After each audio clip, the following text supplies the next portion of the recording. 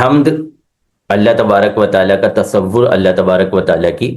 صفات کا تصور یہاں پہ کرایا جا رہا ہے کہ انسان جو ہے وہ اپنے ذہن میں ان تصورات کو لے کر آئے کہ میں کس سے مانگنے لگا ہوں، میں کس سے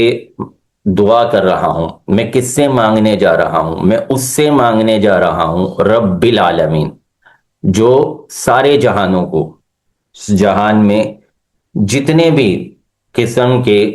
جاندار پائے جاتے ہیں، بے جان پائے جاتے ہیں، تمام جہانوں کو جو پالنے والا ہے، رب رب کہتے ہیں پالنے والے کو، پرورش کرنے والے کو، تو میں اس سے مانگنے جا رہا ہوں، میں اس سے دعا کرنے جا رہا ہوں جو تمام جہانوں کو پالنے والا ہے۔ یہ تصور ذہن میں آئے گا۔ اس کے بعد اگلا تصور رحمان،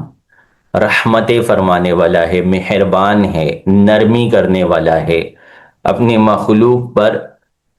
رحمتیں بھیجنے والا ہے، رحیم۔ جب قیامت کا دن ہوگا، جب آخرت کے معاملات ہوں گے، ہولناکیاں ہوں گی، لوگ ڈر رہے ہوں گے، خوف زدہ ہوں گے، بڑے بڑے اولیاء، بڑے بڑے انبیاء، بلند مرتبہ انبیاء کرام علیہ السلام بھی وہاں پہ پریشان ہوں گے، تو اللہ تبارک و تعالی وہاں پہ اپنی رحیمی کا جلوہ دکھائے گا، اپنی رحمتوں کا جلوہ دکھائے گا۔ وہ رحیمی کا تصور یہاں پہ باندھا جائے۔ مالک یوم الدین،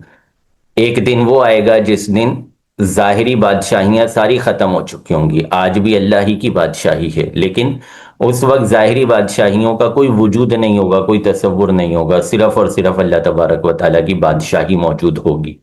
تو یہ سارے تصور لانے کے بعد، یعنی جب مانگنا ہے تو مانگنے سے پہلے اللہ تبارک و تعالیٰ کی بارگاہ میں ہاتھ پھیلانے سے پہلے، اللہ تبارک و تعالیٰ کی بارگاہ میں ہاتھ اٹھانے سے پہلے اللہ کریم کا ایک تصور